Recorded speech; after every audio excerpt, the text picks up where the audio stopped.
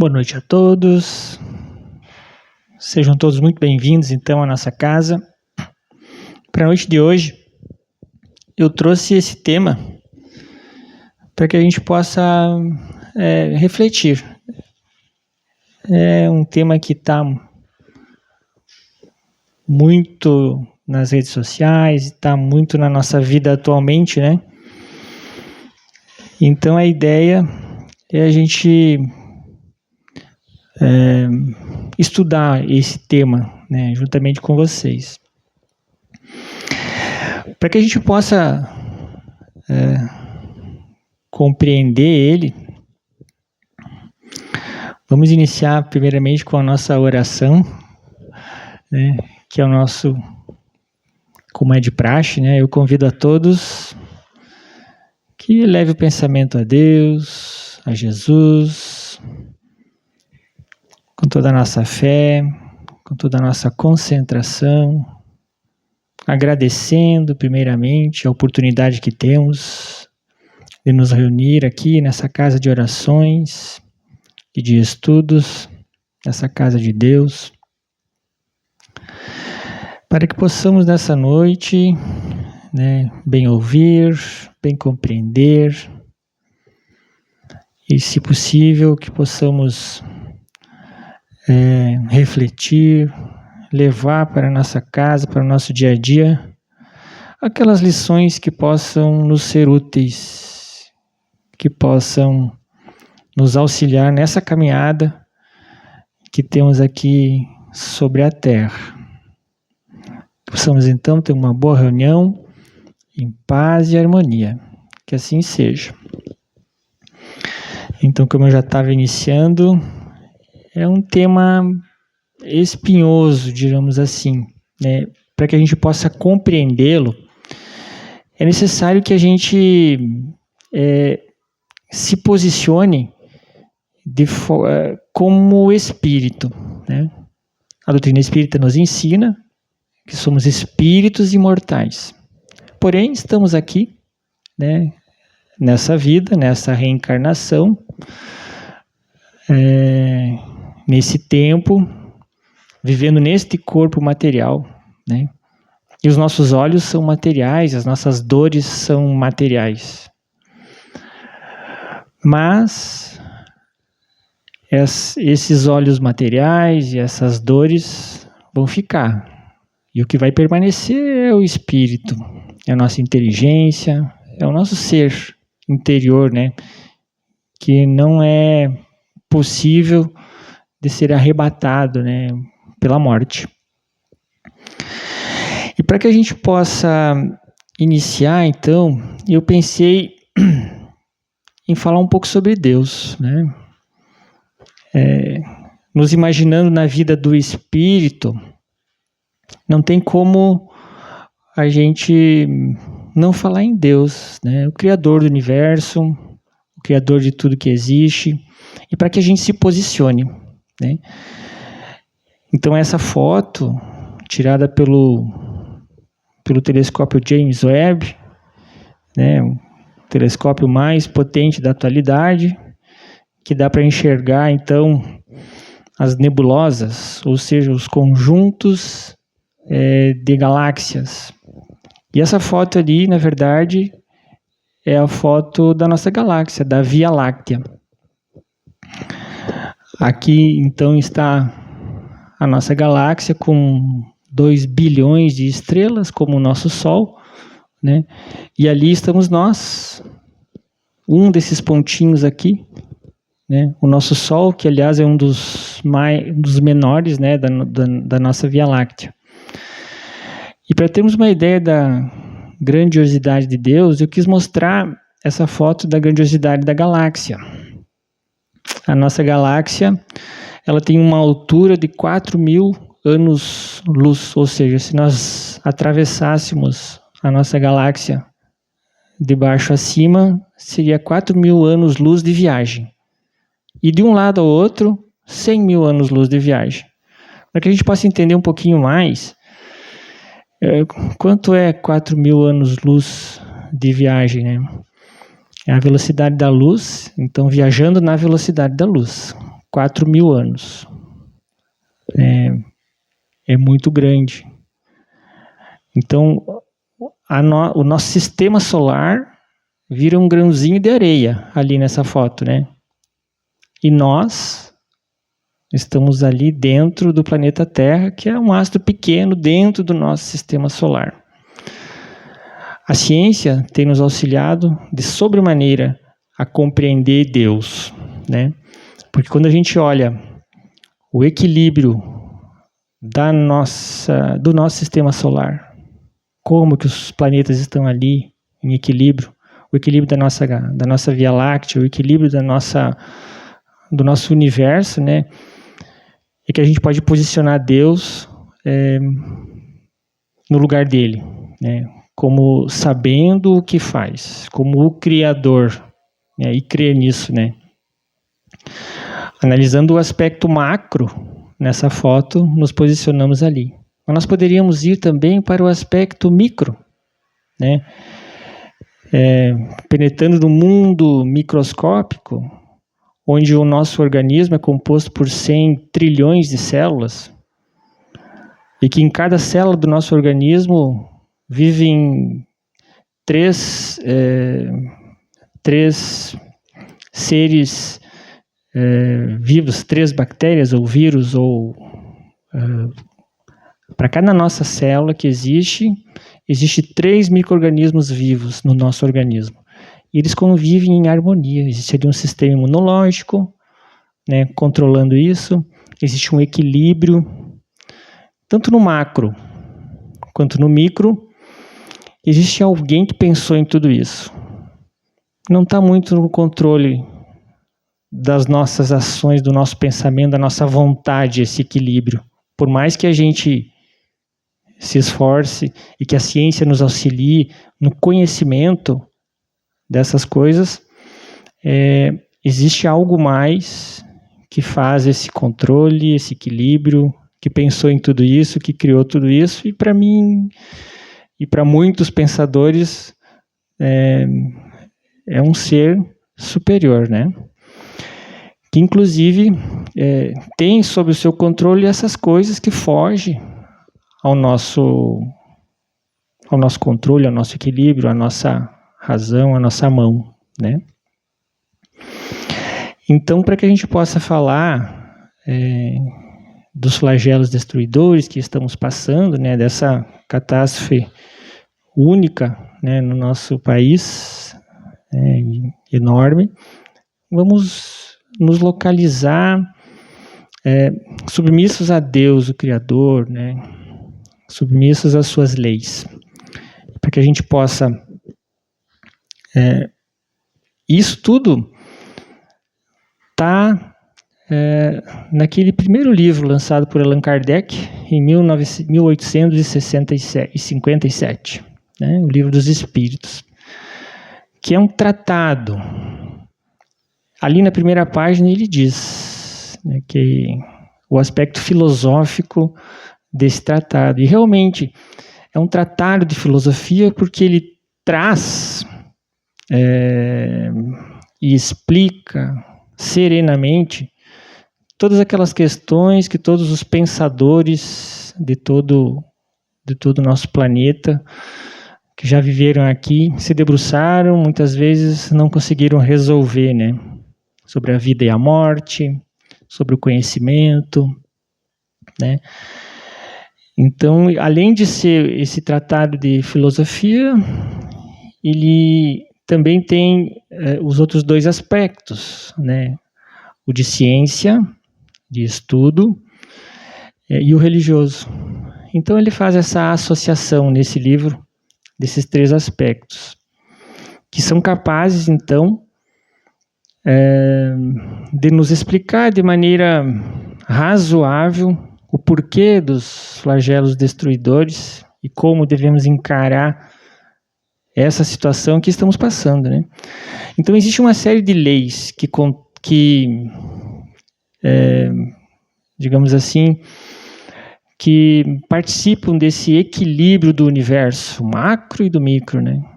E ali na terceira parte do Livro dos Espíritos, Kardec questiona os espíritos e eles respondem sobre essas leis. A lei divina ou natural, a lei de adoração, né? A lei de trabalho. Se nós formos analisar individualmente, eu convido vocês para a leitura, para que seja mais rico esse conhecimento, né? A gente vai entender que não é possível viver em harmonia sem a lei do trabalho. Não é possível, né? Sem a lei de reprodução, que controla então a reprodução dos animais, dos seres, do homem, né? Sem a lei de conservação, não é possível a gente viver em harmonia se não seguirmos então, esse conjunto de leis que ali traz. Aí, como capítulo 6, ali a lei de destruição. E é dentro desse capítulo que nós vamos encontrar então os flagelos destruidores explicados de uma forma razoável, compreensível, do ponto de vista do espírito, como eu tenho comentado desde o início. Vamos passar rapidamente pelas outras leis e voltamos à lei de destruição. Não é possível vivermos em harmonia se não observarmos as leis de sociedade, né? O homem tem aperfeiçoado essas leis desde a sua criação, né? O ermitão que vive isolado lá na montanha ou na floresta não vai conseguir evoluir sozinho. Nós precisamos das pessoas para que possamos evoluir, para que possamos dar passos adiante, né? E aí a gente entra na lei do progresso, né? O progresso é inexorável, nós vamos atingir o progresso. Depende da nossa vontade ou não. Se não progredirmos pelo nosso esforço, vamos progredir de roldão, como diz na obra do André Luiz. No tempo em que estamos vivendo, é necessário algumas coisas a mais do que há 100 anos atrás, né? E daqui a 100 anos vamos necessitar de outros conhecimentos para que a gente acompanhe um pouco, minimamente, o progresso, né? Fala da lei de igualdade, sexo, raça, né? Enfim, todos os itens que falam da igualdade entre os homens, né? Muito bem explicado de maneira razoável. A lei de liberdade, a principal delas, a lei de justiça, amor e de caridade. E no final, se nós conseguirmos levar a contento todas essas leis, atingiremos então a perfeição moral. Fomos criados por Deus simples e ignorantes, e um dia, né, seremos espíritos com essa perfeição moral. O nosso modelo a ser seguido é Jesus. O nosso modelo, nosso mestre, nosso guia, que podemos nos espelhar é Jesus. Ele já galgou as várias reencarnações, um planeta que deu origem a ele, e aprendeu durante essas reencarnações e praticou todas essas leis, né? E hoje ele é o responsável pelo nosso planeta, né? E é a ele que devemos nos reportar, que devemos nos espelhar.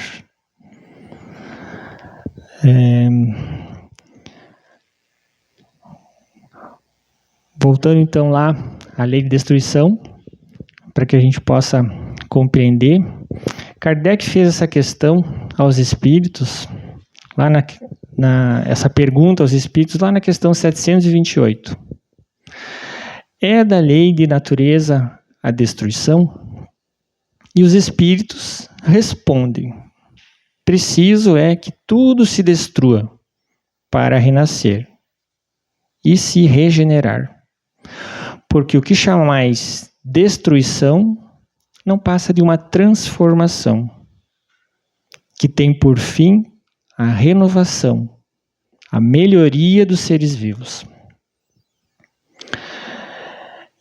Então, nesse momento que é preciso que a gente tenha em mente aquele olhar do espírito, né? Porque se você olhar materialmente, não é possível, né, a gente imaginar que uma destruição como tivemos, né, seja capaz de melhorar alguma coisa.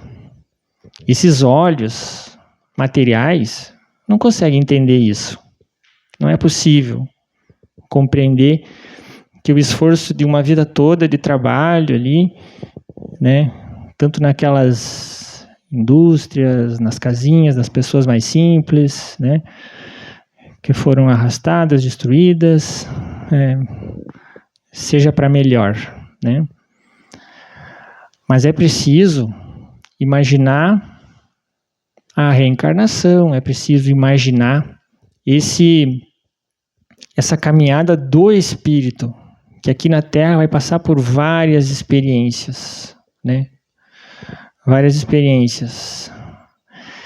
Se nós...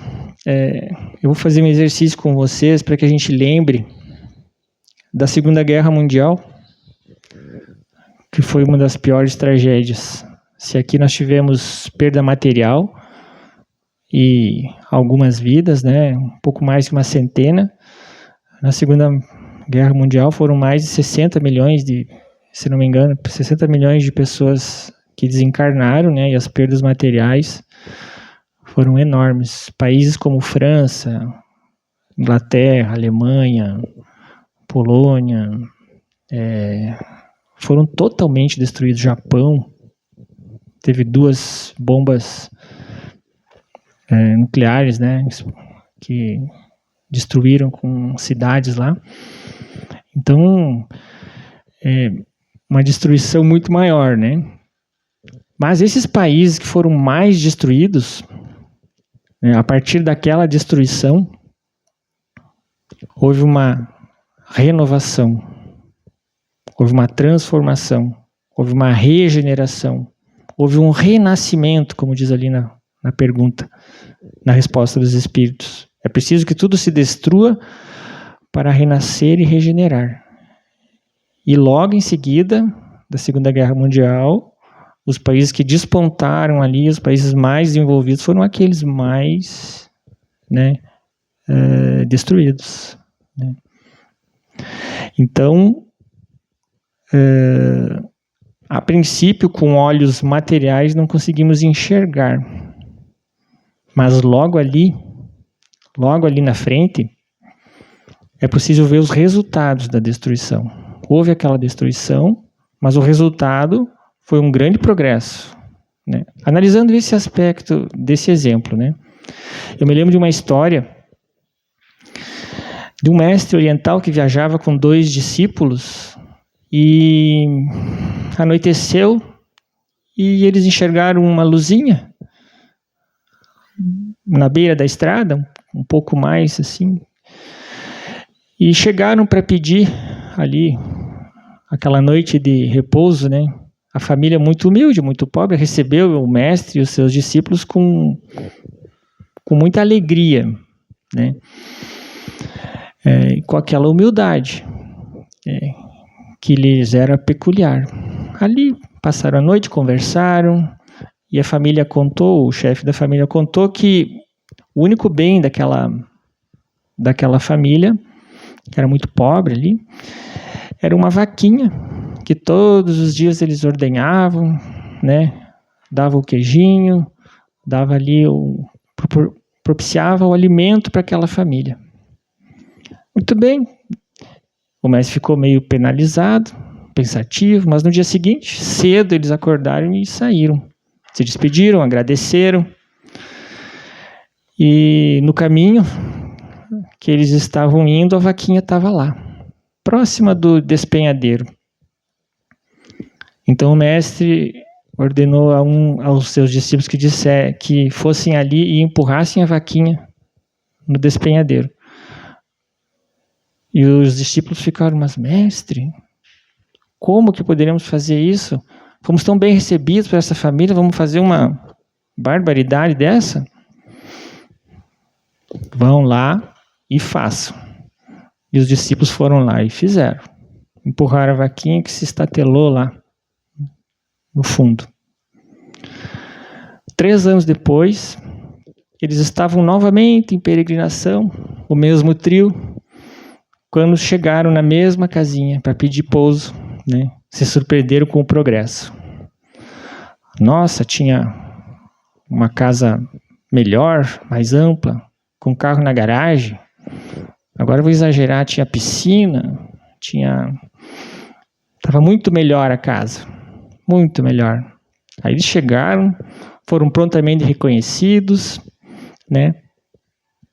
Conversaram aquela noite e o mestre propositadamente perguntou na frente dos discípulos, mas então, eu vejo esse progresso, o que foi que aconteceu? Ah, mestre, nem te conto. Logo depois que vocês saíram daqui, aconteceu uma desgraça. A nossa vaquinha caiu no despenhadeiro. Nos obrigamos a sair aqui do nosso mundinho, que bem no fim foi a sorte, porque o meu filho conseguiu um emprego melhor, a minha filha assim, enfim, né? Aquela desgraça trouxe para eles um grande progresso. Muitas vezes nos apegamos às nossas coisas, né?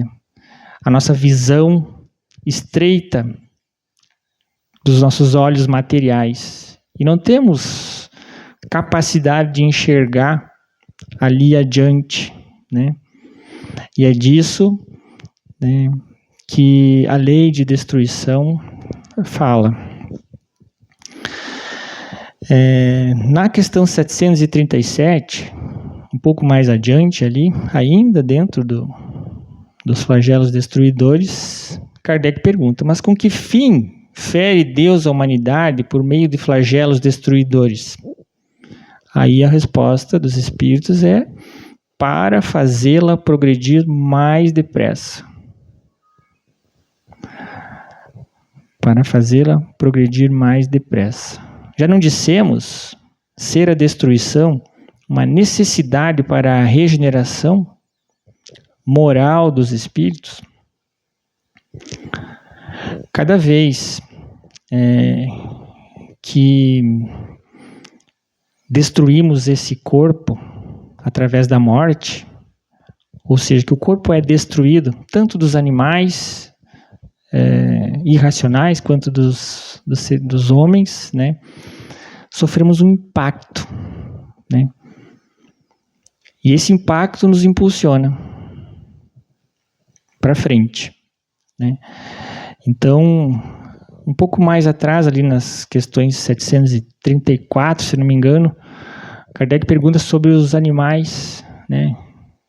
Por que os animais precisam destruir o outro animal para que possa sobreviver?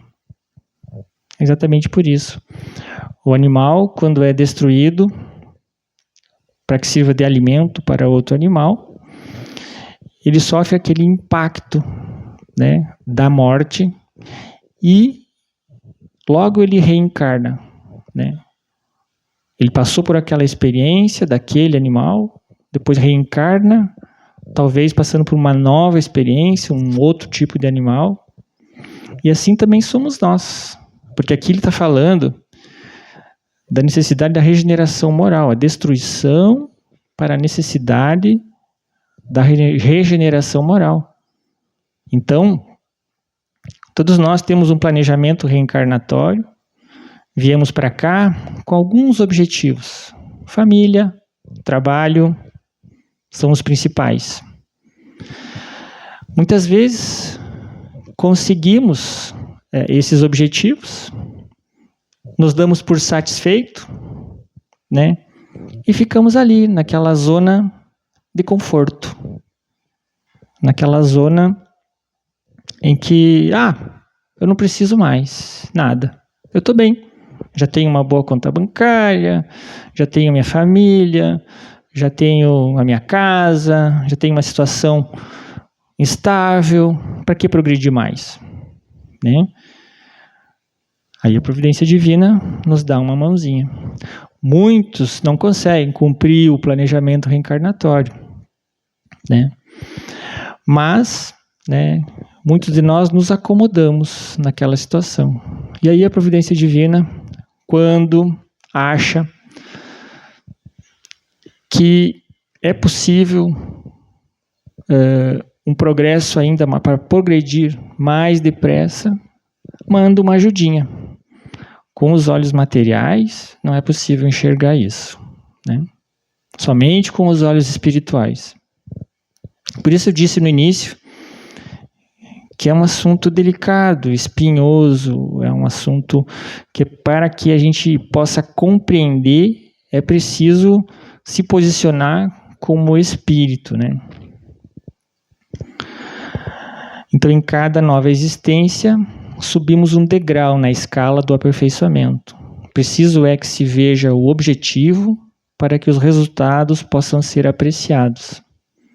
Então, logo depois da destruição da Segunda Guerra Mundial, né, houve um grande avanço, né, daqueles países que foram bem destruídos, né. Logo após a destruição da vaquinha, houve uma mobilização e as pessoas conseguiram um avanço material, né. Da mesma forma é o avanço espiritual, né. É preciso esse impacto da destruição. Aliás, tudo que nós enxergamos com os olhos materiais ou está morto ou vai morrer. É a coisa mais certa. Essa mesa aqui, esse púlpito aqui, já teve vida. Hoje ele está aqui. E um dia ele vai cair. Vai ser preciso ser substituído, né? Hoje de manhã eu encontrei um amigo e disse bom dia. E ele bem alegre, bom dia, bom dia. E eu disse para ele, mais um dia, né? E ele, não, menos um dia. Exatamente. Todos nós estamos caminhando para o nosso velório. Isso não é engraçado, né? Mas deveria ser. Na verdade, é a coisa mais certa que existe. É preciso posicionamento da nossa mente. É preciso nos posicionar como espírito para enxergar isso de uma forma bem natural. Com olhos materiais, nós vamos enxergar isso como uma desgraça, um flagelo, né? E todos os dias acontecem esses flagelos. Na questão seguinte, o Kardec pergunta, parece meio irritado na pergunta, mas escuta, Senhor, será que não tinha uma outra forma da gente progredir mais rapidamente? Tem que ser com os flagelos? Daí os espíritos respondem, sim, tem muitas formas, e Deus pode empregar e emprega muitas formas para o nosso progresso. Diariamente, Ele nos manda, né, várias maneiras da gente progredir. Nós é que não enxergamos. Está escrito ali na questão 738. Todos os dias. Mas como? Aonde que está? A nossa prova principal, nosso planejamento principal, família. Todo mundo tem uma família. E nessa família nós temos 100% de coisas boas? Não. Ali na nossa família tem as nossas provas, as nossas dores, as nossas dificuldades, as brigas diárias, os desentendimentos e as oportunidades que Deus nos dá, né, para que a gente progrida, colocando em prática ali a lei de amor que Jesus nos ensinou, a lei de amor, de justiça e caridade que Jesus nos ensinou, no nosso trabalho da mesma forma. Quem que é 100% feliz no trabalho? O trabalho tem dificuldades, o trabalho tem algumas coisas que a gente precisa suportar, tem que ter a persistência do dia a dia, né? A oportunidade que Deus nos dá de ser útil, ou seja, conseguir o sustento para a nossa família através do trabalho, mas ao mesmo tempo ser útil para a sociedade. Então apenas, ali ele diz assim, somente do vosso ponto de vista pessoal, a gente aprecia os flagelos. Daí vem que qualificamos eles como flagelos, por causa do prejuízo que ele nos traz. Diariamente, 1000 oportunidades temos, né, de enfrentar as dores, enfrentar as dificuldades, a morte, a doença, né, de uma forma mais equilibrada, de uma forma mais razoável, né, como Jesus nos ensinou. Aí ele continua ali, essas subvenções, porém, são frequentemente necessárias para que mais pronto se dê o advento de uma melhor ordem das coisas. Então, esses flagelos, essas dores diárias, essas dificuldades do nosso dia a dia, do relacionamento, da vida em sociedade, do relacionamento conjugal, do relacionamento em família, da relação com o trabalho, né? Essas dificuldades, esses adventos dessas dificuldades, né, quando elas chegam, é para que a gente se torne cada vez mais forte, porque sempre diante de uma dificuldade, conforme encaremos ela, no final sairemos mais fortes. Vocês têm dúvida que esse povo, esses nossos irmãos que estão ali passando por aquilo, no final disso vão estar mais fortes? Eu não tenho dúvida que eles vão estar mais fortes. Moralmente, talvez estejam mais frágeis economicamente, né? Mas moralmente eles vão estar mais fortes, né? Para enfrentar qualquer dificuldade. É um impacto, como a morte. É um impacto forte, né? Ali naquelas pessoas. E de uma certa forma, esses flagelos coletivos, eles não atingiram só aquelas pessoas ali, que estão diretamente envolvidas naquele evento. Porque os flagelos, eles têm um aspecto de expiação, né? Ou seja, sofrimento, dor, né? Tem um aspecto provacional, de prova, para saber quem está mais apto a enfrentar essa dificuldade, quem vai vencer essa prova. E tem o aspecto de missão, porque não é apenas dor, não é apenas sofrimento. E nesses 3 aspectos nós estamos incluídos também. Eu posso não estar na expiação, eu estou longe. Aqui ninguém teve a casa invadida pelas águas. Mas como prova, se aquilo me tocou, eu posso ir lá ajudar. Eu posso fazer um pix para o Badim, né? De alguma forma, eu posso ajudar. Então, nós estamos envolvidos nesse flagelo, né? E a missão também. Quantas pessoas que saíram lá do Rio de Janeiro, do Mato Grosso, e vieram ali auxiliar, lavar a casa, vieram doar a mão de obra, enfim. Então estamos todos, não só o povo gaúcho, como o povo brasileiro, né? E recebemos doações até de outros países, né? Então, dessa forma é que a gente consegue entender que esse advento, né, essa tragédia, né, vai oferecer uma melhor ordem das coisas para que se realize em alguns anos o que teria exigido muitos séculos, né? Nós somos apegados às nossas coisas, mas é preciso que a gente se desapegue. E já para ir encerrando, né, nessa questão 739, Kardec pergunta: tem os flagelos destruidores utilidade do ponto de vista físico, não obstante os males que ocasionam? Aí os espíritos respondem: tem.